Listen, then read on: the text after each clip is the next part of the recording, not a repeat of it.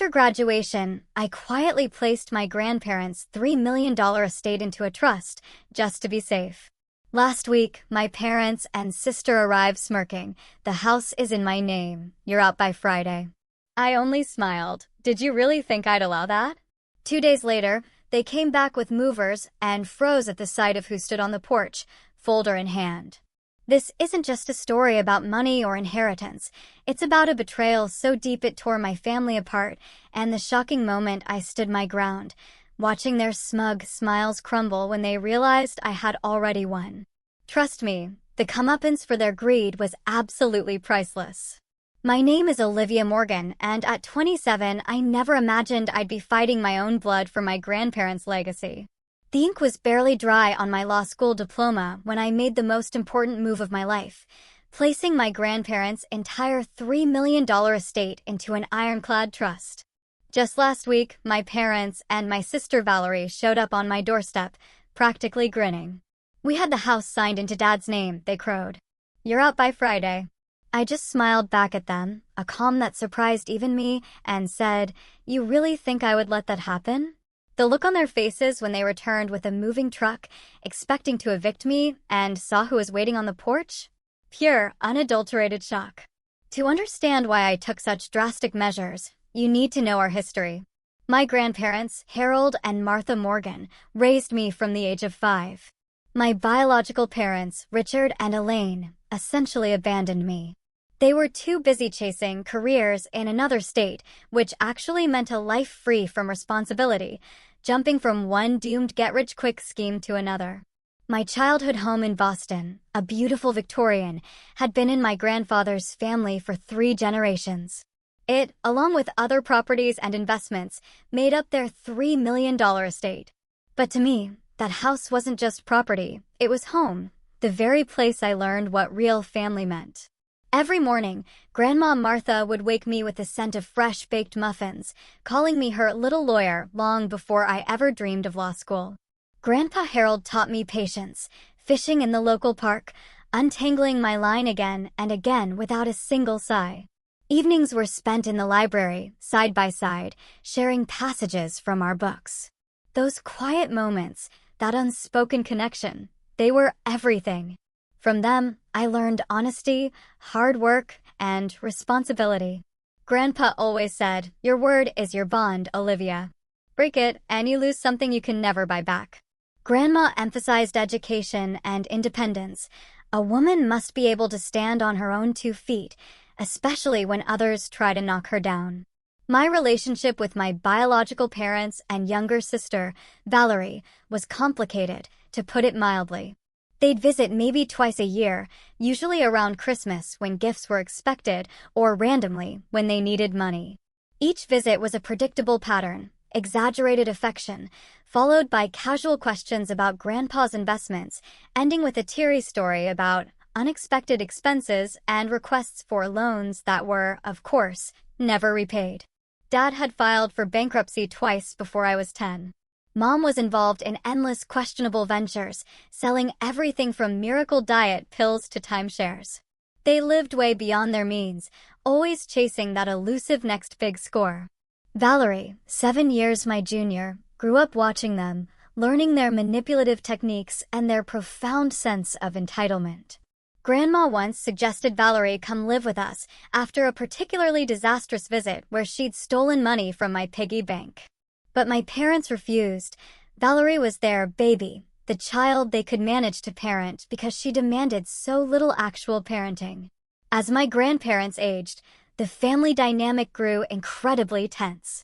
Dad started calling more frequently, asking pointed questions about their health, their will, their financial advisors. Mom would send links to retirement communities, suggesting the house was too much for them. Each visit became a source of stress, with hushed conversations abruptly ending whenever I entered a room. Throughout my school years, I poured myself into academics, encouraged by my grandparents' unwavering support.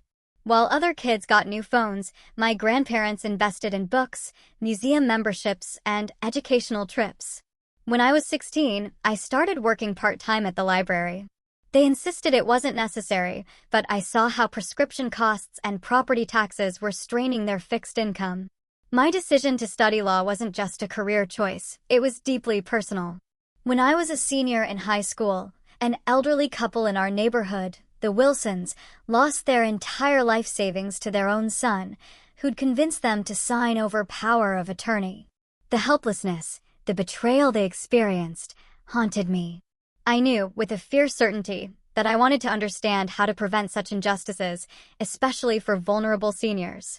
College and law school were challenging, made harder as my grandparents' health began to decline. Grandpa developed heart problems requiring multiple surgeries. Grandma was diagnosed with early-stage dementia. I turned down scholarships to more prestigious, distant schools so I could attend a local university, live at home, and help care for them. During my final year, I was taking classes, studying late into the night, and juggling medical appointments and home care in between. It was exhausting, but they had sacrificed so much for me. It was simply what family does. The day I graduated from law school was truly bittersweet. Standing in my cap and gown, scanning the audience, my eyes found Grandpa in his wheelchair, oxygen tank beside him, and Grandma, sometimes confused, but smiling broadly whenever our eyes met. They had insisted on attending, despite their health. Wild horses couldn't keep us away, Grandpa had declared that morning. My parents and Valerie, though invited months in advance, were, predictably, absent.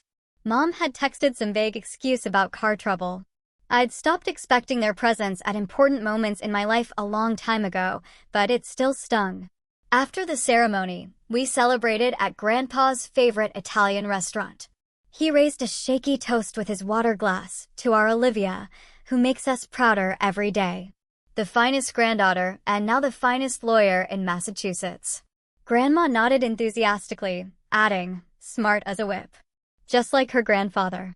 Their pride filled me with both joy and a powerful determination to be worthy of their faith. During my final semester, I'd taken an elective on elder law and estate planning. What started as a practical choice, given my grandparents' situation, quickly evolved into a passionate interest.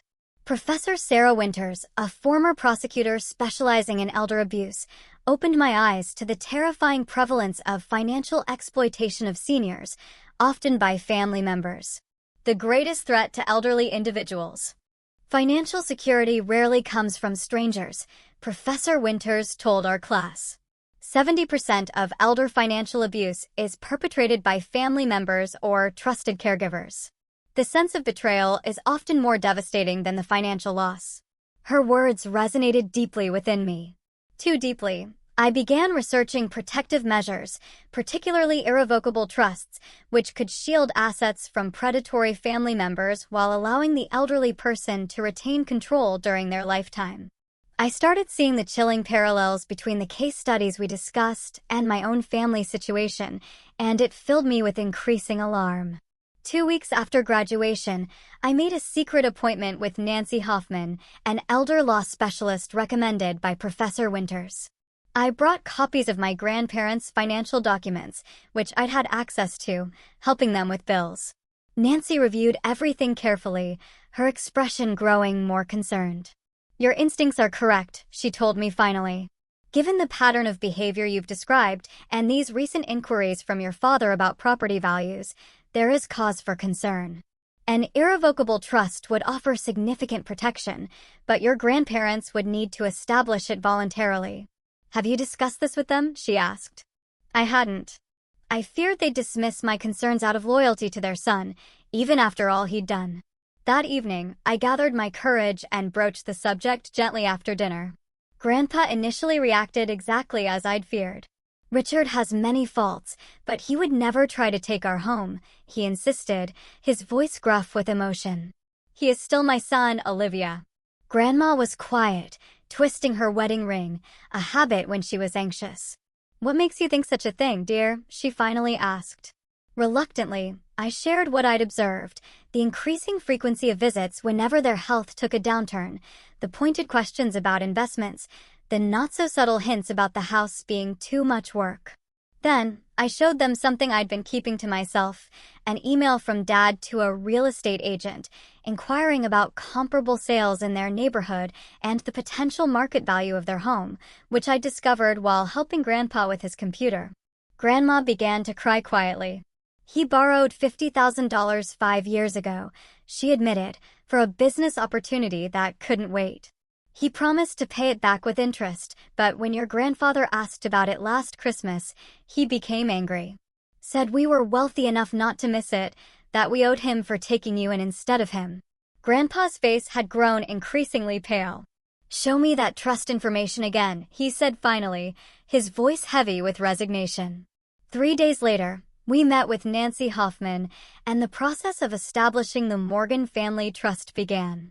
The legal process was complex, requiring multiple meetings with attorneys, financial advisors, and the bank.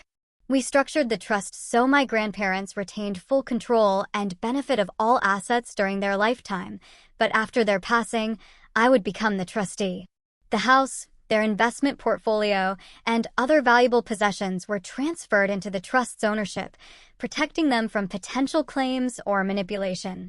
Throughout the entire process, we maintained absolute secrecy. My grandparents told no one, not even their closest friends, about the arrangement. I was still living with them, working at a small law firm specializing in family law, building my career while helping care for them. To outsiders, nothing had changed, but I slept better knowing that their legacy and home were protected from whatever schemes my parents might be contemplating. 6 months after we established the trust, Grandpa's health took a dramatic turn for the worse. What we thought was just fatigue related to his heart condition was diagnosed as advanced-stage pancreatic cancer. The prognosis was grim, 3 to 6 months at most. We were devastated. Somehow, news of his diagnosis traveled quickly to my parents. Suddenly, they began calling daily and visiting weekly, something unprecedented in all the years I'd lived with my grandparents. Valerie even took a leave of absence from her job at a nail salon to help out, though her help mainly consisted of going through closets and cabinets, cataloging items of value when she thought no one was watching. One evening, I overheard a conversation between my parents in the garden. They thought everyone was asleep, but I had been up getting medication for Grandpa. "Once the old man is gone, we need to move quickly before she has time to hide anything," Dad was saying. "Mom is so confused these days. She'll sign whatever we put in front of her." "What about Olivia?" Mom asked. "She's always watching, and now she's a lawyer." Dad scoffed. "She's a brand new lawyer with student loans and no real experience. We'll offer her a small portion to keep quiet. If she makes trouble, we'll contest any will on grounds of undue influence. After all, she's been living here dependent on them, possibly manipulating them. Who would believe her over us, the actual children?" I stood frozen, the glass of water in my hand growing warm, as they continued planning how they would sell the house, liquidate investments, and finally have the lifestyle they deserved.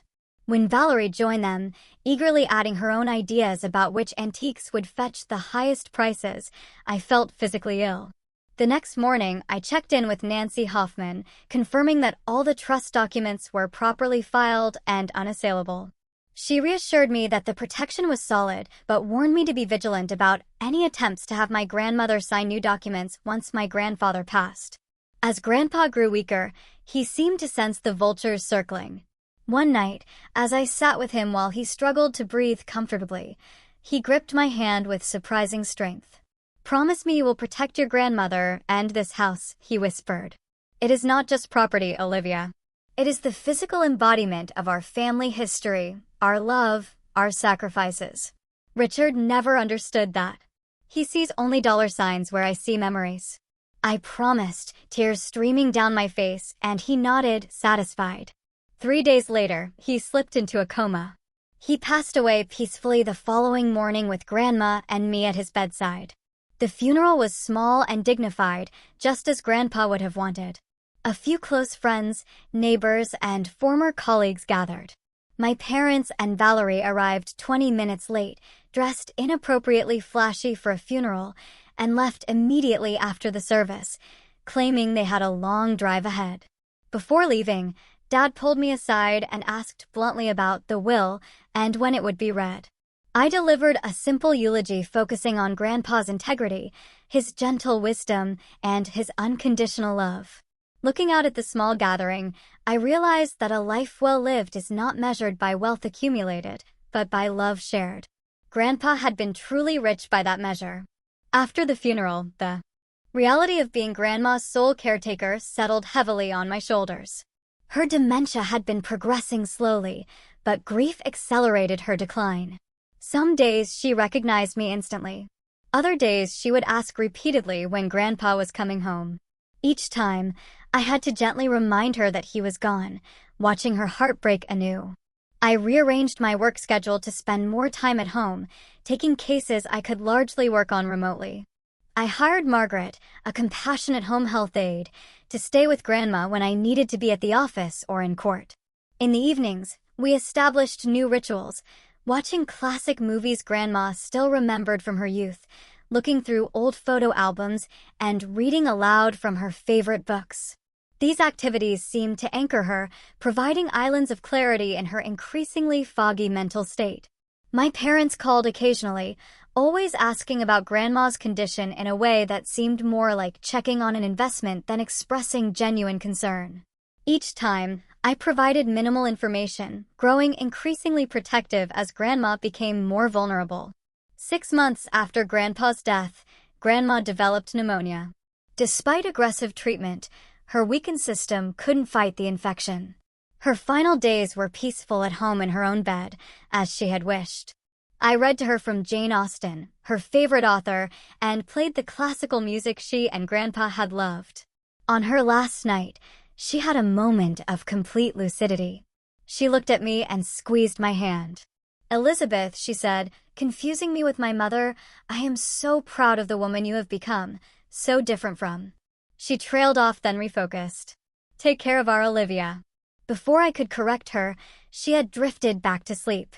She never woke again, passing quietly in the night, her hand still in mine. The funeral was even smaller than Grandpa's. My parents didn't attend at all, sending a generic flower arrangement with a card signed by their secretary. I wasn't surprised, just sadly confirmed in my understanding of their true nature. I buried my grandmother beside my grandfather in the small cemetery where generations of Morgans rested, taking comfort in knowing they were together again. I returned to an empty house that echoed with memories, both comforting and painful. For the first time, I was truly alone, without the grandparents who had been my anchors, my true north. But I was also strengthened by their legacy of love and the values they had instilled in me. I would honor them by protecting what they had built and using it as they would have wished. 2 weeks after Grandma's funeral, as I was still adjusting to the silence of the house and the enormity of my loss, the doorbell rang on a Sunday morning. When I opened the door, I found my parents and Valerie standing there, somber expressions carefully arranged on their faces. "Oh, Olivia," Mom exclaimed, pulling me into a stiff hug that felt more like a performance than genuine affection. "We're so sorry about Mom.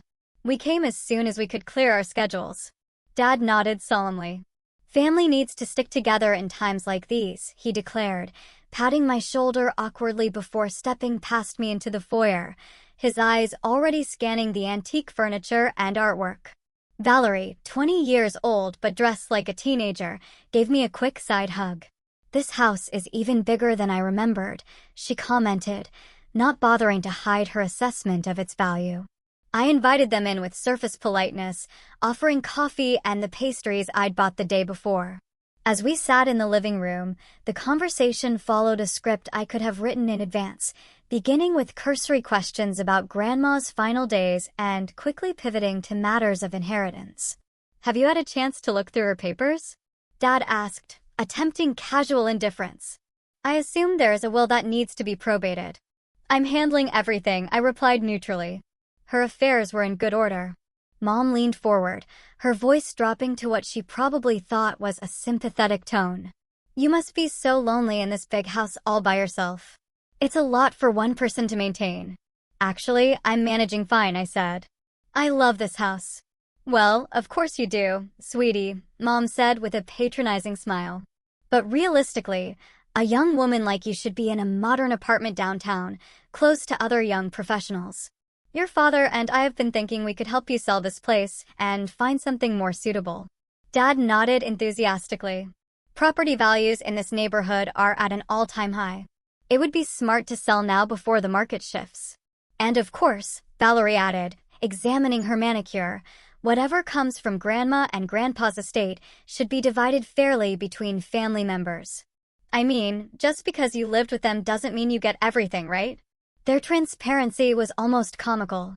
If I hadn't been grieving and utterly disgusted, I might have laughed at how poorly they disguised their greed. Instead, I simply stated that I was not making any decisions about the house in the immediate future and changed the subject. They stayed for 3 days, during which I caught my mother going through Grandma's jewelry box when she thought I was on a work call.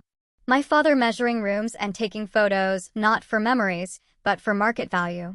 And Valerie trying to pry information from Margaret about bank accounts and safety deposit boxes. On the second evening, I stepped onto the back porch for some air and overheard my father on his phone, speaking with someone about real estate values. "The house shows at least $3.2 million in this market," he was saying, "maybe more with some updates. We just need to move quickly once we have control." Later that night, I found a browser window left open on Valerie's laptop showing search results for challenging a trust and contesting inheritance.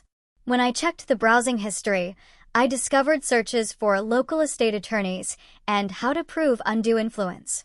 The next morning, I confronted them gently over breakfast.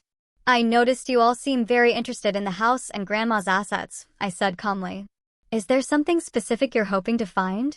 Dad flushed red, but quickly recovered. "Just trying to help you sort things out, honey. You have enough on your plate with your new career and all this grief." Mom nodded vigorously. "We're just concerned about you, darling. Such responsibility for someone so young, and we want to make sure everything is fair," Valerie added pointedly. Grandma and Grandpa might have been confused in their later years. I simply nodded and said I appreciated their concern, but had everything under control. They left later that day with promises to return soon to help further. The moment their car pulled away, I called Nancy Hoffman and updated her on the situation. She advised me to be vigilant but assured me the trust was secure. For several weeks, I heard nothing from them. I began to hope they had accepted the situation and moved on. I was deep in a new case at work, finally beginning to establish a routine that didn't revolve around caregiving when they reappeared without warning. All three walked up the front path as I was leaving for work, their expressions triumphant. Dad was carrying a folder of documents. "Good morning, Olivia," he said, his voice dripping with false sympathy. "We hate to do this, but we need to talk about your living situation." Mom stepped forward, her smile tight. "We found some papers in our safe deposit box. An older will that your grandparents signed years ago, leaving everything to your father as their only child. We've had it verified by an attorney." Valerie added gleefully, "We also have papers showing the house has been signed over to Dad. The trust you think protects everything? Apparently not valid when there's a prior will." Dad extended the folder toward me. "We're not unreasonable. We'll give you until Friday to pack your things. We've already lined up a buyer for the house." I looked at their smug faces, at the folder of what I was certain were fraudulent documents, and felt a strange calm settle over me. "You really think I would let that happen?" I asked quietly. Their confidence faltered momentarily, but Dad recovered quickly.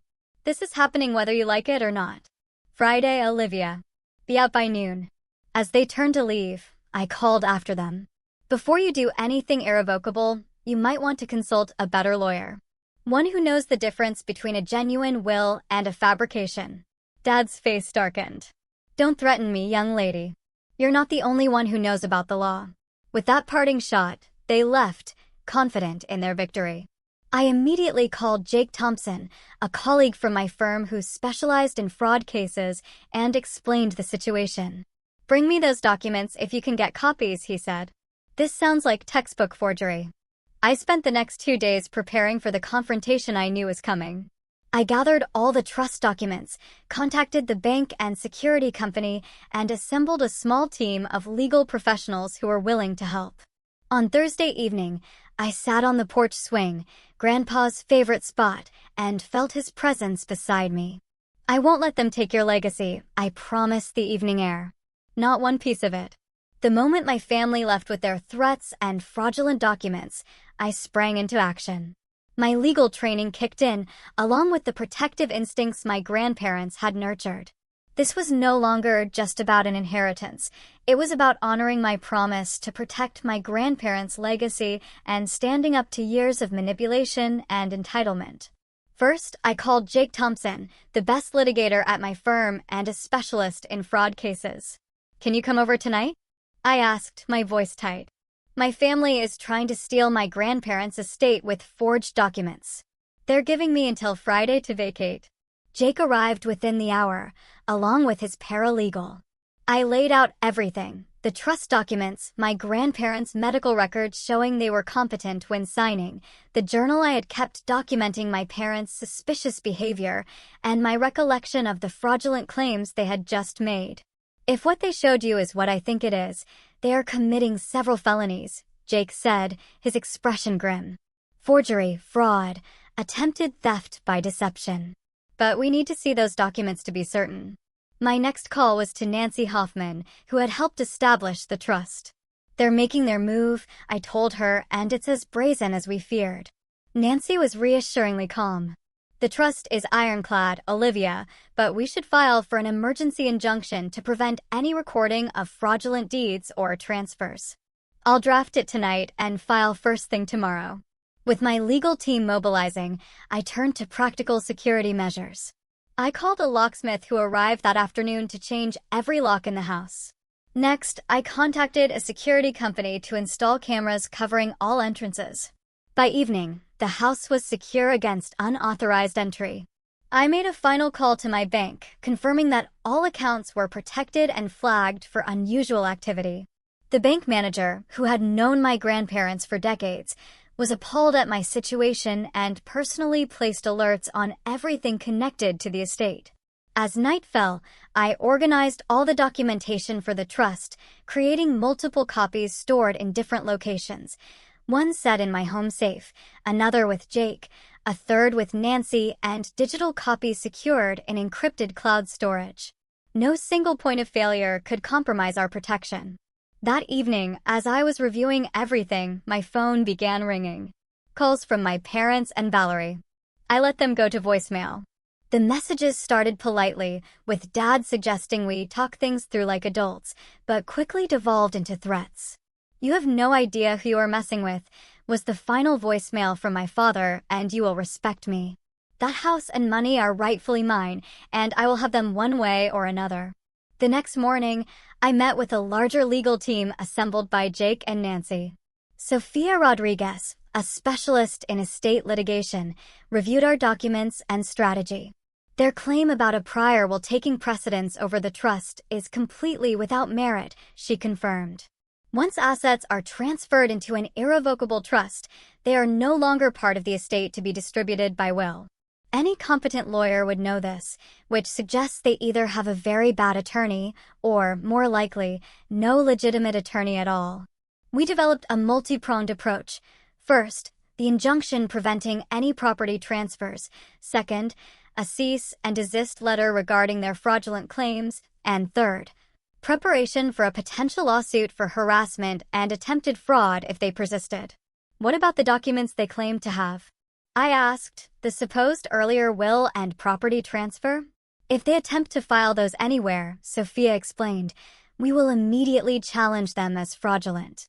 We have substantial evidence of your grandparents' intentions through the properly executed trust. Plus, we have their medical records showing they were mentally competent, the ongoing journal you kept, and witnesses like Margaret who can testify to their clear wishes." While the legal team worked, I began gathering evidence about my parents' history of financial misconduct through careful research and some contacts from law school. I documented my father's 2 bankruptcies, a tax lien, and a small claims judgment against my mother for a failed business venture where she had taken investments but never delivered products. By Thursday afternoon, my family's desperation was showing. Valerie posted a rambling message on social media, claiming I had manipulated our sick grandparents and stolen the family legacy. She tagged extended family members and old neighbors, trying to rally public opinion against me. My parents took a more direct approach, showing up at my law firm, unannounced, demanding to speak with me. When the receptionist explained I was in court, they refused to leave, causing such a disturbance that security had to escort them out. My colleagues were shocked but incredibly supportive. The incident only strengthened their resolve to help me. Later that day, I learned from a concerned neighbor that my father had been going door to door on my street, telling people I was mentally unstable and trying to gather community support for their takeover of the property. Fortunately, most neighbors had known my grandparents and me for years and were highly suspicious of these sudden, concerned relatives they had rarely seen. As Friday approached, I prepared for all contingencies. Jake would be at the house with me, along with Nancy and a notary public to witness any interactions. Margaret would also be present, ready to testify about my grandparents' mental state and stated wishes if needed. I contacted the local police, explaining the situation and asking them to be ready to respond if my family attempted forced entry or created a disturbance. The officer I spoke with took detailed notes and promised to flag the address for immediate response. Finally, I set up legal recording devices in the main rooms of the house, ensuring any confrontation would be documented. Massachusetts is a two-party consent state for recordings, but I placed visible signs notifying all entrants that audio and video recording was in progress, satisfying the notification requirement. Thursday night, I barely slept, running through scenarios in my mind. But underneath the anxiety was a bedrock of certainty. I was doing exactly what my grandparents would have wanted, protecting the home they had lovingly maintained for generations against those who saw it only as a payday. Whatever happened tomorrow, I would face it with the strength and integrity they had taught me. Friday morning dawned clear and bright, a beautiful spring day that completely belied the storm brewing in my family affairs. I woke early after a restless night, showered and dressed carefully in a professional Navy suit, automatically reaching for the pearl earrings Grandma had given me for my law school graduation. For important days, she had said. This certainly qualified. By 8:30, my support team had assembled. Jake arrived first, bringing coffee and a reassuring confidence. We have everything covered legally, he reminded me. Today is just about standing your ground. Nancy came next with the notary public, a solemn woman named Patricia, who had witnessed hundreds of property disputes. Margaret arrived shortly after, giving me a motherly hug before taking up position in the kitchen, where she began stress baking, the scent of cinnamon rolls soon filling the house. Sofia Rodriguez completed our team, bringing copies of the emergency injunction that had been granted by the court the previous afternoon, prohibiting any recording of property transfers related to the estate. Just in case they try to go directly to the Registry of Deeds, she explained. We positioned ourselves strategically. I would meet my family on the front porch, the symbolic threshold they sought to cross. The others would remain inside, out of initial sight, but ready to step forward when needed. The folder containing all relevant trust documents, the injunction, and evidence of the estate's protected status sat on the small table beside the porch swing, a visual counterpoint to whatever fraudulent papers my family would bring. At precisely 11:45, 15 minutes before their self-imposed deadline for my eviction, a black SUV pulled up at the curb. Behind it came a large moving truck, its engine rumbling as it double-parked on the narrow street. Several neighbors paused their gardening to watch the spectacle unfold. My father emerged first from the SUV, dressed in what he probably thought was impressive business attire, a slightly too tight suit with flashy cufflinks. My mother followed, her face set in grim determination, designer sunglasses hiding her eyes. Valerie bounced out last, practically skipping with anticipation, phone already in hand, as if ready to document her victory. Behind them, two men climbed down from the moving truck, looking uncomfortable as they sensed the tension. My father waved them forward impatiently. I stood up slowly from the porch swing, the folder in my hand, and waited. Let them come to me. On my territory. The home my grandparents had entrusted to my care, Asterisk, right on time to witness your departure, I see, my father called out as they approached the front walk. I hope you're packed and ready to go. He waved the folder he carried, presumably containing his fraudulent documents. I remained silent, standing tall at the top of the porch steps as they approached. Several neighbors had drifted closer, sensing drama and perhaps concerned for my welfare.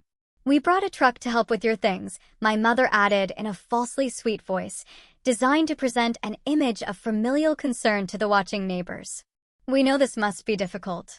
As they reached the bottom of the porch steps, I finally spoke.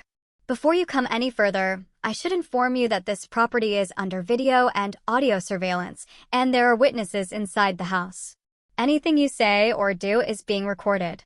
That stopped them momentarily. My father recovered first, his smile tightening. Always the dramatic one, Olivia. This doesn't change anything. We have legal documents giving us ownership of this property. He waved his folder again. You mean your forged documents? I asked calmly.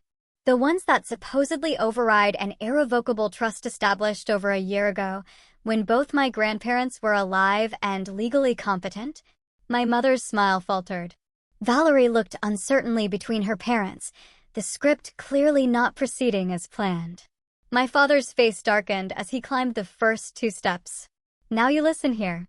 This house belongs to me. My parents wanted me to have it. Whatever you tricked them into signing when they were sick doesn't change that. At that moment, the front door opened behind me, and Jake stepped out, followed by Nancy, Sophia, Patricia the notary, and Margaret. The sight of 5 adults, clearly professional and prepared, brought my father up short. Mr. Morgan, Jake said pleasantly, I am Jake Thompson, attorney for the Morgan Family Trust. I believe you were just about to accuse your daughter of fraud and undue influence. Please continue. We are recording for the court. My father's mouth opened and closed without sound. My mother grabbed his arm, whispering urgently. The moving truck men shuffled awkwardly, one checking his watch. Perhaps you should tell the movers they will not be needed today, I suggested quietly. Or any day. Finding his voice at last, my father blustered. This is ridiculous. I have a legal right to this property. I have documentation right here. He waved the folder again, but made no move to open it. Sophia stepped forward, her professional demeanor unruffled. As counsel for the estate, I must inform you that we have obtained an emergency injunction preventing any recording of fraudulent property transfers related to this estate. She held out a copy of the court order. Additionally, I should warn you that presenting forged documents is a felony in Massachusetts, punishable by up to 5 years in prison. The color drained from my father's face. My mother stepped forward, trying a different approach.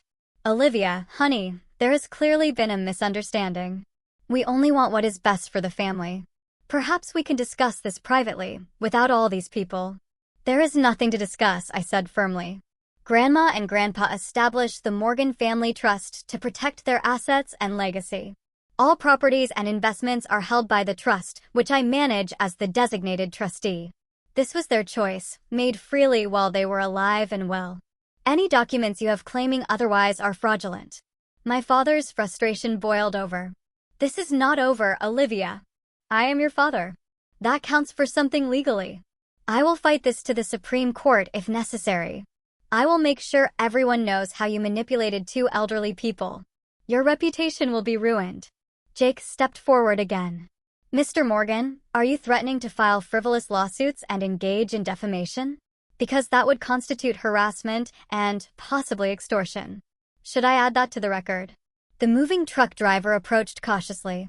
Sir, we're on the clock here. Are we moving anything or not? My father ignored him, his face contorted with rage. You ungrateful little, after everything we have done for you. I couldn't help the short, incredulous laugh that escaped me. Everything you have done for me?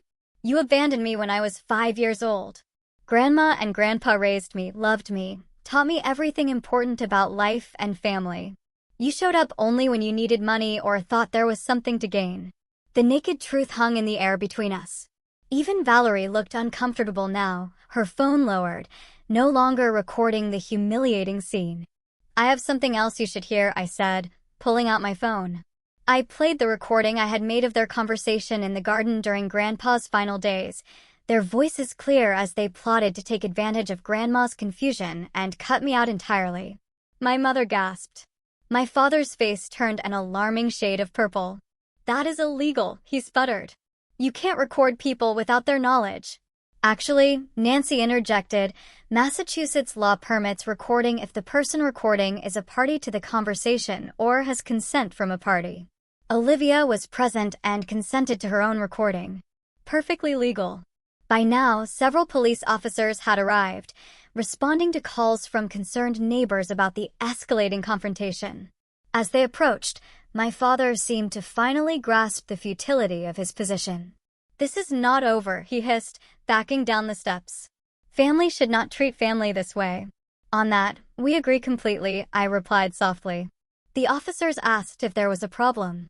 I explained briefly that my family had made incorrect assumptions about property ownership and that everything was under control. My legal team provided additional context, showing the officers the trust documents and injunction. Defeated, but still defiant, my parents and sister returned to their SUV. The moving truck pulled away, its mission unfulfilled. As they drove off, I felt no triumph. Only a profound sadness for what family should have been, but never was in my case. Margaret squeezed my shoulder. "Your grandparents would be so proud," she said softly. "So very proud." Standing on the porch my grandfather had built, surrounded by people who had shown more care and loyalty than my blood relatives ever had, I knew she was right. This had never been about money or property. It had been about honoring the true meaning of family and the promises we make to those we love.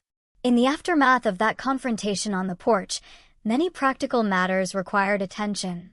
Jake filed the necessary paperwork to create a permanent record of the trust's validity and my position as trustee. Nancy helped me secure additional legal protections against future challenges. The local police, now familiar with the situation, added extra patrols past the house for several weeks. Most surprisingly, the district attorney's office contacted me about pressing charges for attempted fraud and forgery. After much soul-searching, I declined to pursue criminal charges against my own family, despite their actions.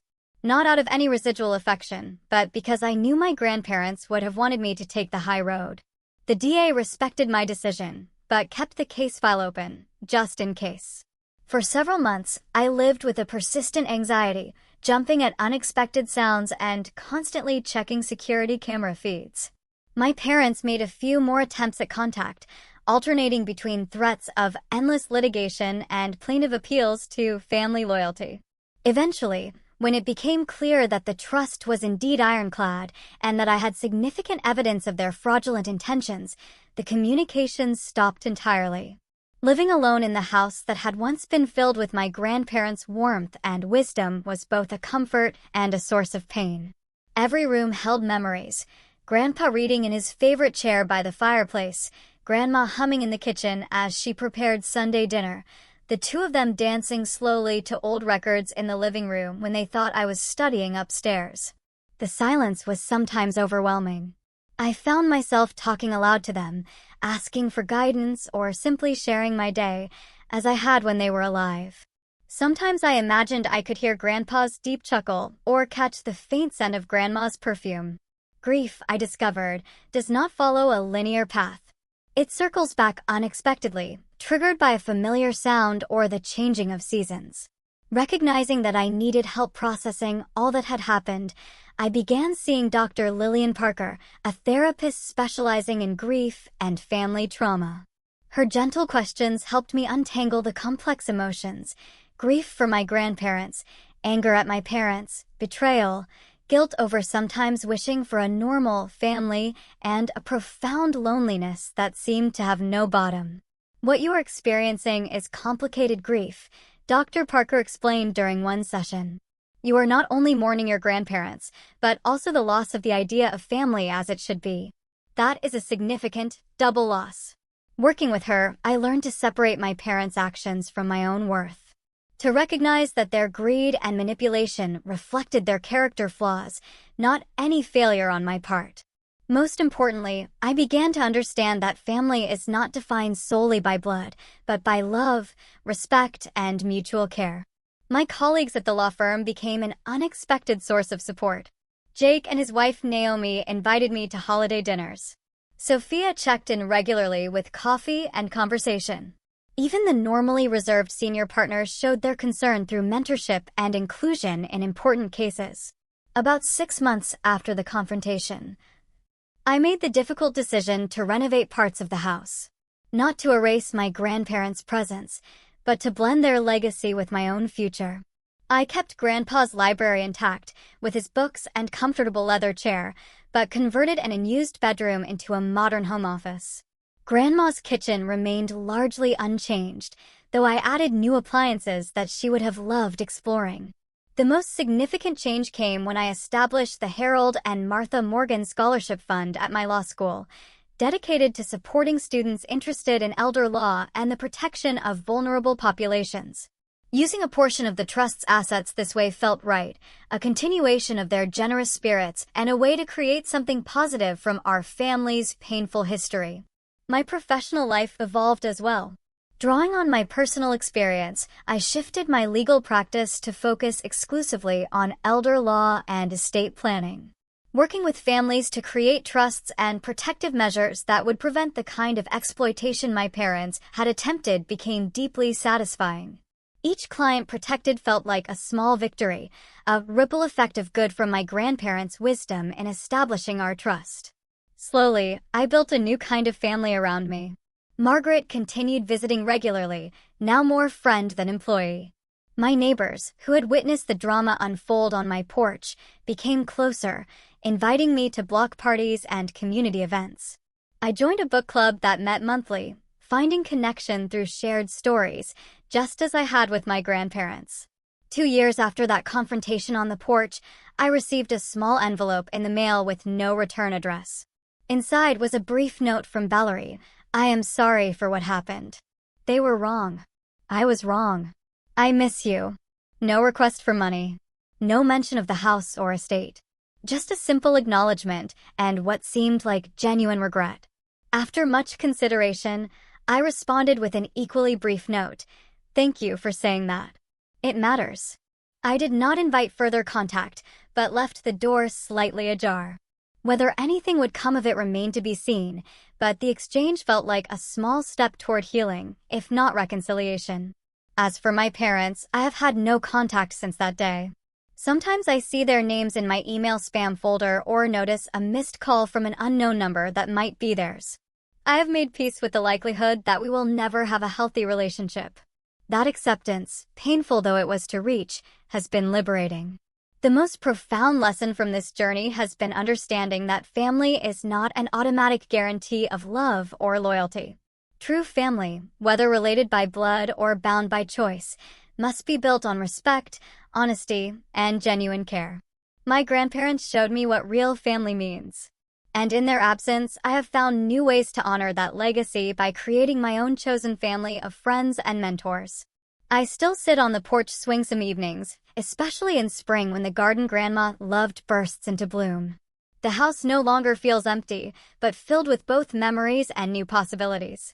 The trust my grandparents established protected more than just property. It preserved a foundation from which I could rebuild and grow after loss. For anyone facing similar challenges with family and inheritance, my advice is simple: document everything. Trust your instincts. And remember that protecting yourself against exploitation honors those who truly loved you. Standing firm against those who would take advantage of the vulnerable is not selfish. It is an act of courage and integrity. Have you ever had to protect yourself or someone you love from family members who showed their true colors when money was involved? Share your experience in the comments below. Sometimes knowing we are not alone in these difficult situations can be incredibly healing. Thanks for listening. Take care. Good luck.